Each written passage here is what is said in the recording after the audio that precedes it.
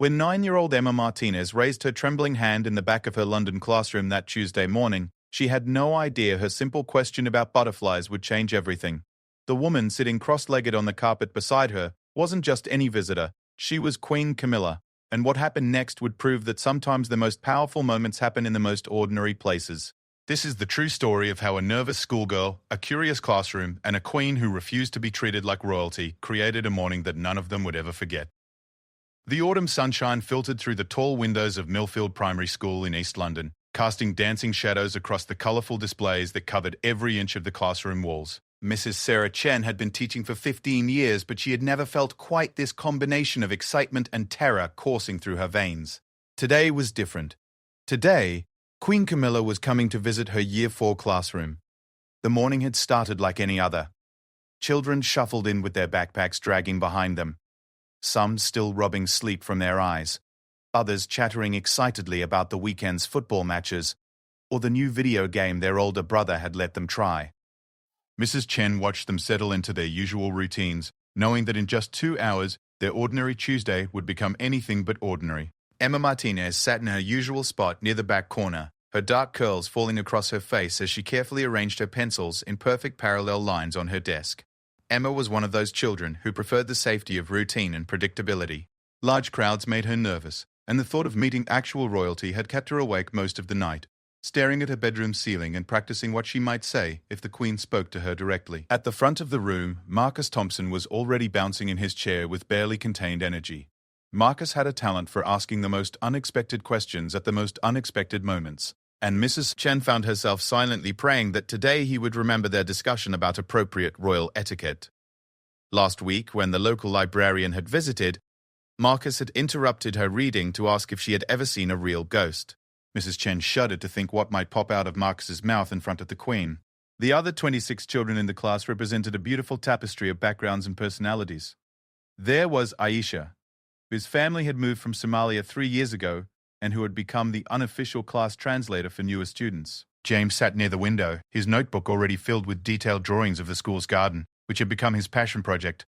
Lily May practically vibrated with excitement, having spent the entire previous evening researching everything she could find about the royal family on her mother's tablet. Mrs. Chen had spent weeks preparing for this visit. The classroom had been transformed into a showcase of the children's best work. Science projects about plant growth lined the windowsills, creative writing displays covered one entire wall, and a large banner reading, "Welcome Your Majesty," hung proudly above the interactive whiteboard. But despite all the preparation, she couldn't shake the feeling that nothing could truly prepare her for hosting a member of the royal family in her small classroom. The school's head teacher, Mr. Kevin Cudden, David Williams, had been equally nervous about the visit. Millfield Primary wasn't the kind of school that typically received royal attention. Located in one of London's more diverse and economically challenged neighbourhoods, it served families from dozens of different cultural backgrounds, many of whom were struggling to make ends meet. When the palace had contacted them about the Queen's interest in visiting schools that were making a real difference in their communities, Mr. Williams had been stunned to learn that Millfield had been selected. The Queen's visit was part of a broader initiative to highlight the incredible work being done in state schools across the country. Queen Camilla had specifically requested to visit classrooms where she could have genuine interactions with children, rather than formal presentations or rehearsed performances. She wanted to see real learning in action, to understand the challenges and triumphs that students and teachers experienced every day. As the morning progressed, Mrs. Chen tried to maintain some semblance of a normal lesson routine. They worked on their multiplication tables, read a chapter from their class novel about a girl who discovered a secret garden, and discussed their ongoing project about local wildlife. But there was an undercurrent of anticipation that seemed to electrify the very air in the classroom. The children had been briefed about royal protocol, though Mrs. Chen had tried to keep it simple and natural. They practiced their polite greetings, learned that they should wait to be spoken to before asking questions, and understood that they should continue with their normal activities rather than staring or crowding around their royal visitor. What they hadn't practiced, and what no amount of preparation could have readied them for, was how genuinely warm and interested the Queen would prove to be. At precisely 10:30, there was a gentle knock on the classroom door. Mrs. Chen's heart skipped several beats as she walked across the room, her heels clicking against the polished floor. She could hear the shuffle of security personnel in the hallway, the low murmur of adult voices, and then a distinctly clear, warm laugh that seemed to cut through all the formal tension like sunshine breaking through clouds. The door opened to reveal Queen Camilla, dressed in an elegant navy blue dress with a simple pearl necklace, her silver hair styled in her characteristic soft waves. What struck Mrs. Chen immediately was not the Queen's regal bearing or expensive clothing, but the genuine smile that lit up her entire face as she looked into the classroom full of children. Behind the Queen stood a small entourage of officials, security personnel, and school administrators, but Queen Camilla seemed to barely notice them. Her attention was entirely focused on the children, who had risen from their seats as they had practiced and were standing quietly beside their desks, eyes wide with wonder and curiosity. "Good morning, everyone," Queen Camilla said, her voice carrying easily across the room without seeming formal or distant. "What a beautiful classroom you have here. I can see you've all been working very hard on your projects." The formal greeting they had rehearsed seemed to evaporate from the children's minds, replaced by shy smiles and barely whispered responses of, "Good morning, Your Majesty." But rather than seeming disappointed by their sudden shyness, Queen Camilla appeared delighted by their natural, unguarded reactions. Mrs. Chen began to introduce the class and their current projects, but Queen Camilla gently interrupted her with a warm smile. "Would it be all right if I just wandered around and saw what everyone is working on? I'd love to hear about your projects directly from the experts themselves." And with that simple request, the entire atmosphere in the room shifted. Instead of a formal royal visit with carefully orchestrated presentations, this was becoming something much more precious and rare. A genuine human connection between a curious adult and a classroom full of enthusiastic children. Queen Camilla made her way slowly around the room, stopping at each desk to examine the children's work and ask thoughtful questions. At Marcus's desk, she spent several minutes discussing his detailed drawing of the school's butterfly garden, asking about which flowers attracted the most butterflies and whether he had noticed any patterns in their behavior. Marcus, usually so full of unexpected questions, found himself answering thoughtfully and seriously, clearly thrilled to have such an engaged audience for his observations. When she reached Aisha's desk, Queen Camilla was fascinated by the bilingual poetry that Aisha had been writing, with verses in both English and Somali. The Queen asked about the differences between the two languages and listened intently as Aisha explained how some emotions felt easier to express in her first language. The conversation revealed not just Aisha's linguistic talents, but also her deep thoughtfulness about the power of words to convey feeling. At James's desk, the Queen examined his detailed botanical drawings with the eye of someone who clearly shared his passion for gardening. She asked about his techniques for observing leaf patterns and encouraged him to continue developing his artistic skills alongside his scientific observations. James glowed with pride as she praised the accuracy of his illustrations. But it was when Queen Camilla reached Emma's corner desk that something truly magical began to unfold.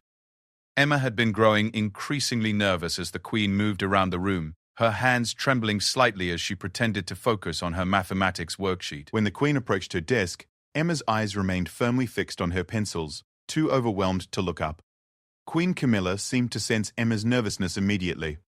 Instead of towering over her desk, she pulled up a small chair and sat down beside Emma, bringing herself to the same eye level as the anxious 9-year-old. The gesture was so natural and thoughtful that it seemed to surprise even the adults watching from around the room. "I can see you're working very hard on your maths," Queen Camilla said gently, her voice soft enough that it felt like a private conversation, despite the room full of people. "Mathematics was always quite challenging for me when I was your age. What's this problem you're working on?" For the first time since the Queen had entered the room, Emma looked up, meeting the Queen's kind eyes with her own.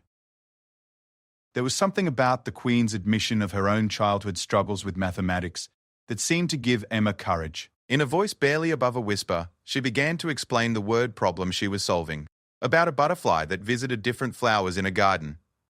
As Emma spoke about the mathematical butterfly, her voice grew slightly stronger, and Queen Camilla listened with the same focused attention she might give to a government briefing or diplomatic discussion. When Emma finished explaining her solution, the Queen praised not just her mathematical skills, but her clear thinking and careful explanation. "You know," Queen Camilla said, still sitting beside Emma's desk, "I happen to love real butterflies as much as mathematical ones. Do you have a garden at home where you might see them?" Emma shook her head, explaining that her family lived in a small flat without a garden, but that she sometimes saw butterflies in the park when her grandmother took her for walks. The conversation that followed would prove to be just the beginning of an interaction that would touch both their lives in unexpected ways. The Queen's genuine interest in each child's individual work and thoughts was creating something unprecedented in the classroom. The formal barriers that typically surrounded royal visits were dissolving, replaced by the kind of authentic curiosity and connection that made learning magical. Mrs. Chen watched in amazement as her students, initially overwhelmed by the presence of royalty, began to relax into natural conversations about the subjects that fascinated them most. As Queen Camilla continued her conversations with the children, something extraordinary began to happen in the classroom. The initial nervousness that had gripped both students and teachers started to dissolve, replaced by genuine curiosity and engagement that flowed in both directions. The Queen wasn't just politely listening to the children.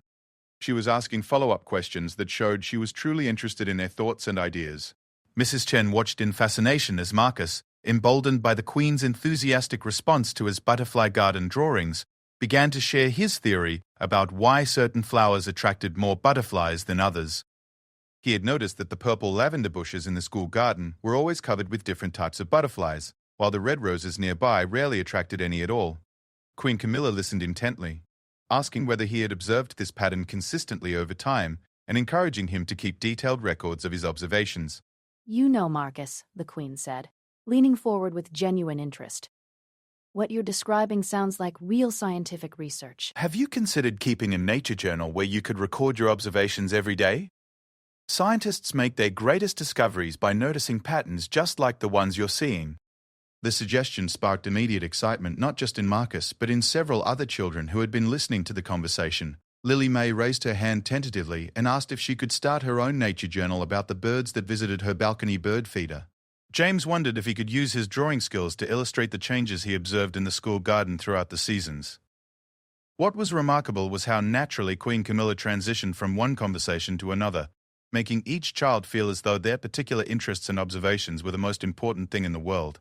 When she spoke with Zara about her collection of interesting rocks found during family walks, the Queen shared her own childhood fascination with collecting shells during seaside holidays.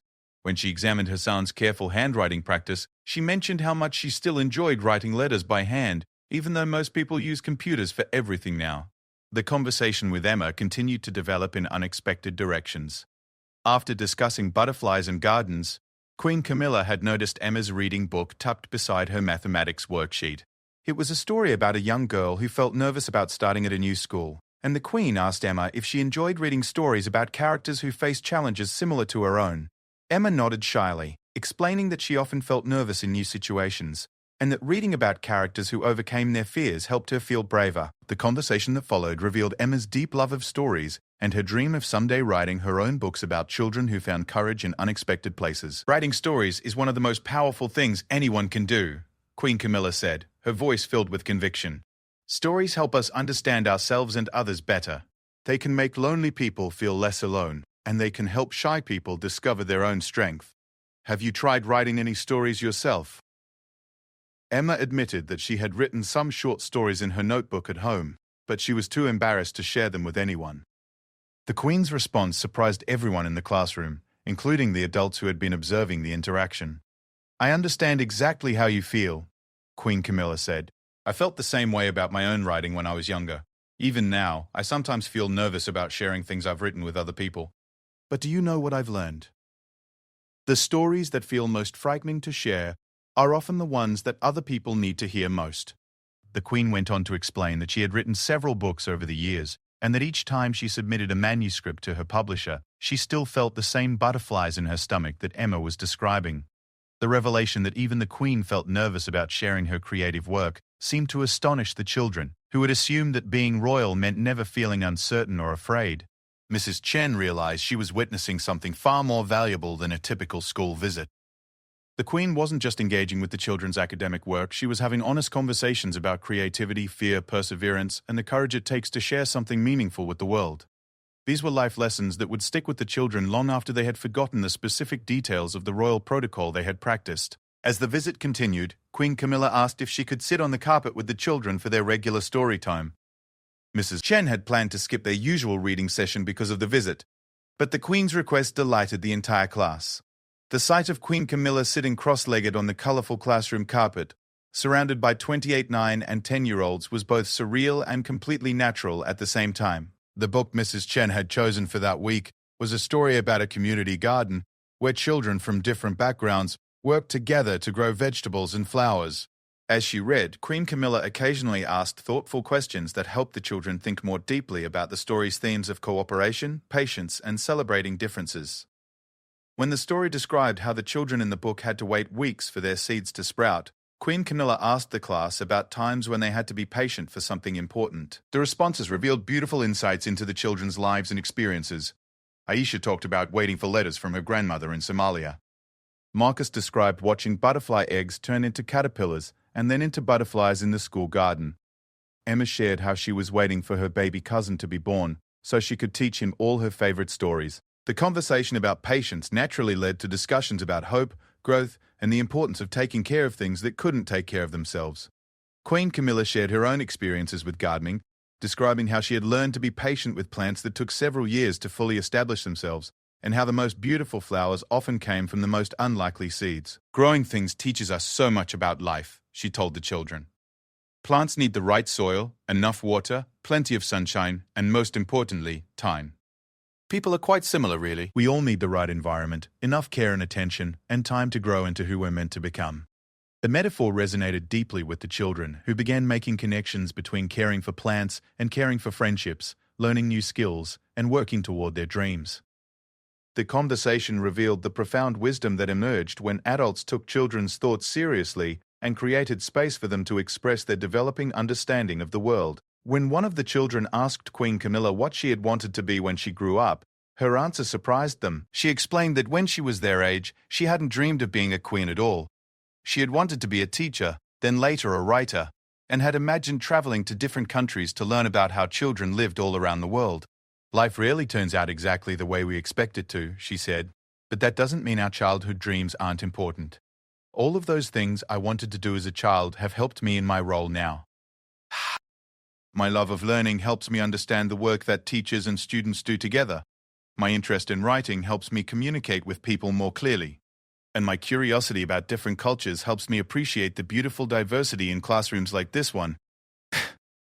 The Queen's honesty about the unexpected path her life had taken seemed to give the children permission to think more openly about their own futures. Several of them shared their current dreams and ambitions, from becoming veterinarians to designing video games, to opening restaurants that served food from all around the world.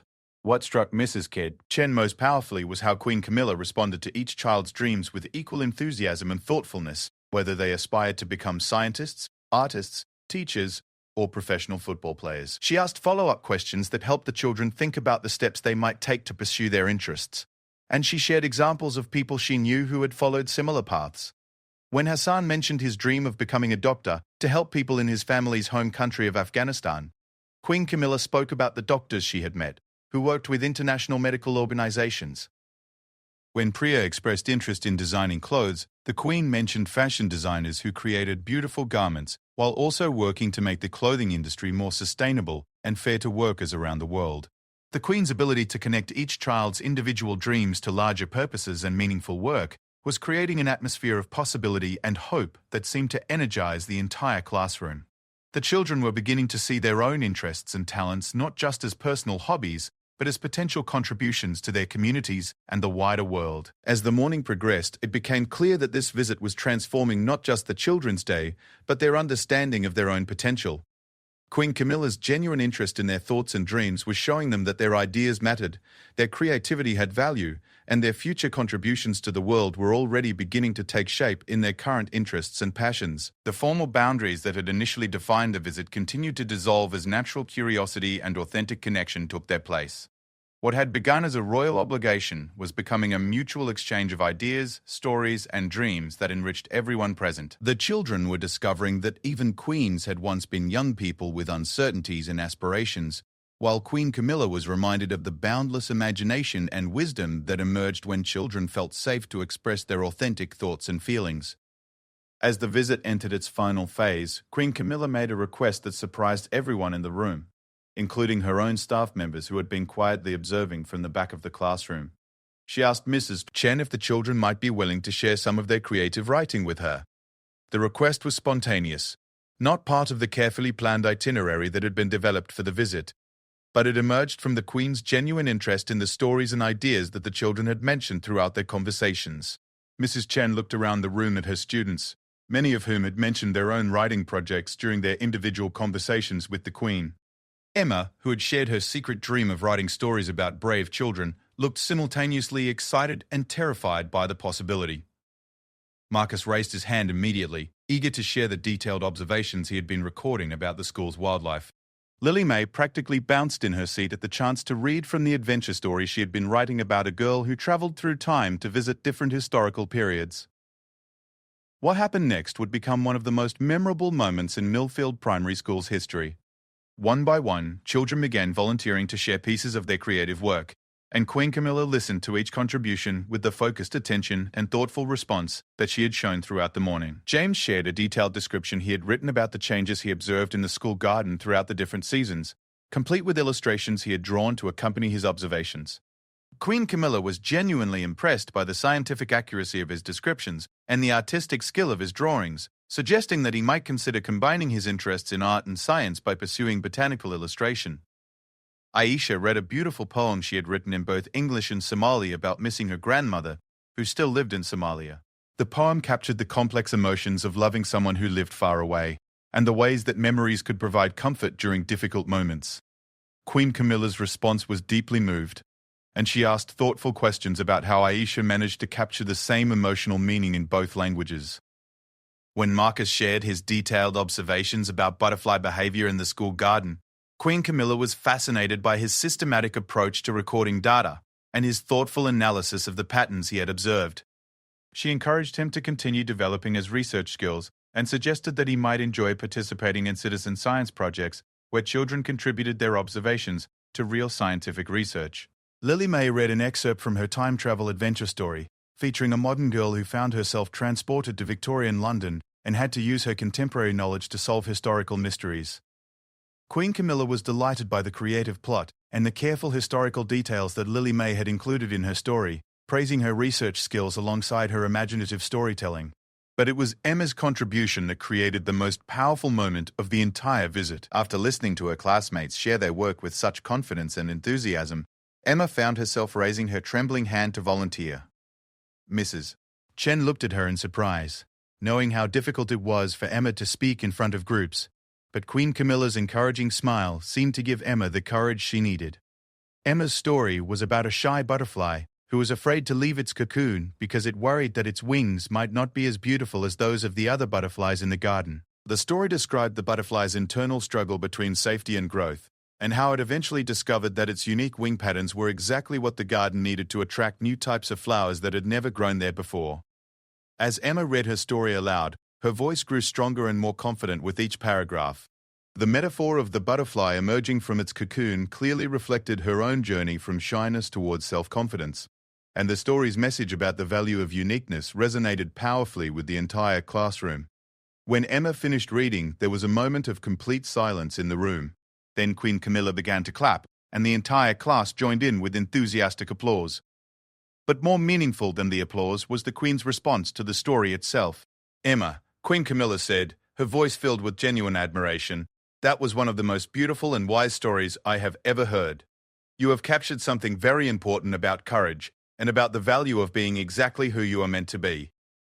I hope you will continue writing stories, because the world needs to hear the wisdom you have to share." The Queen went on to explain that Emma's story had reminded her of her own childhood fears about not being good enough or fitting in with others, and how she had learned over many years that the things that made her different were often her greatest strengths.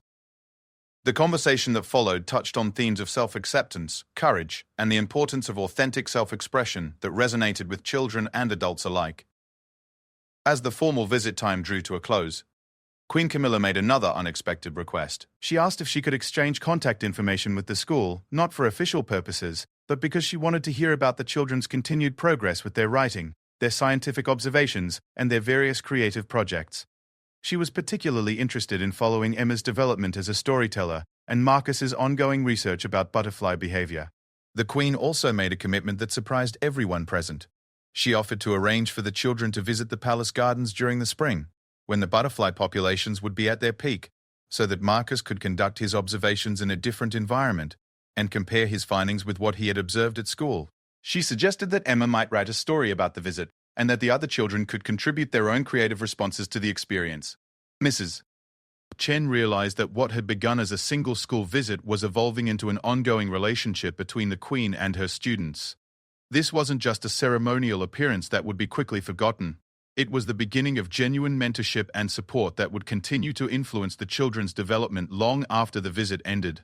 As Queen Camilla prepared to leave the classroom, each child had the opportunity to say a personal goodbye. Some offered handshakes, others gave shy waves, and a few of the more confident students offered enthusiastic hugs that the Queen accepted with genuine warmth. Emma, who had begun the morning too nervous to make eye contact, approached the Queen with a small folded piece of paper. "I wrote this for you," Emma said quietly, her voice still soft but no longer trembling with fear. "It's another butterfly story. But this one is about a queen butterfly who visits a garden and helps all the other butterflies remember how special they are." Queen Camilla accepted the story with obvious delight, promising to read it carefully and to write back to Emma with her thoughts about the tale. The exchange represented a beautiful completion of the circle that had begun with Emma's nervousness and evolved into genuine connection and creative confidence. As the Queen made her way toward the classroom door, she turned back one final time to address the entire class. "Thank you all for sharing your wonderful work with me today," she said. "You have reminded me why education is so important and why teachers like Mrs. Chen do such valuable work every day. I hope you will remember that your ideas matter, your creativity has power, and your dreams are worth pursuing, no matter how impossible they might seem right now." The Queen's departure left the classroom buzzing with excitement and possibility. The children immediately began discussing their plans for the palace garden visit, their ideas for new creative projects, and their amazement at how natural and approachable the Queen had been. Mrs. Chen looked around at her students, noticing how the morning's experience had affected each of them differently but positively. Emma was already writing in her notebook, inspired by her successful story sharing to continue developing her narrative skills. Marcus was sketching plans for expanded butterfly observations that he could conduct in different locations. Aisha was discussing with her friends the possibility of writing more bilingual poetry that celebrated her multicultural identity. The visit had accomplished something far more valuable than the original educational objectives that had been outlined in the planning documents. It had shown the children that their current interests and talents were not just school assignments to be completed, but foundations for lifelong learning and meaningful contributions to their communities. Mrs. Chen realized that she had witnessed something truly extraordinary that morning. Queen Camilla had demonstrated the transformative power of authentic adult attention to children's ideas and dreams. By taking the students' thoughts seriously, asking genuine questions about their interests, and sharing her own experiences and vulnerabilities, she had created an environment where the children felt safe to express their authentic selves and confident enough to take creative risks. The impact of the visit would continue to unfold in the weeks and months that followed, as the children pursued new creative projects, developed greater confidence in sharing their ideas, and maintained the sense of possibility that Queen Camilla's genuine interest had sparked in each of them. But even in that immediate moment, as the children continued discussing their morning with the Queen, it was clear that something significant had shifted in their understanding of their own potential and their place in the wider world. The visit had proven that the most powerful educational experiences happen when curiosity, respect, and authentic connection replace formality and pretense. Queen Camilla had shown that true leadership involves not just speaking to people, but listening carefully to what they have to say and responding in ways that honor their dignity and potential. For the children of Millfield Primary School, the morning had been a masterclass not just in royal etiquette, but in the qualities that make any human interaction meaningful and transformative.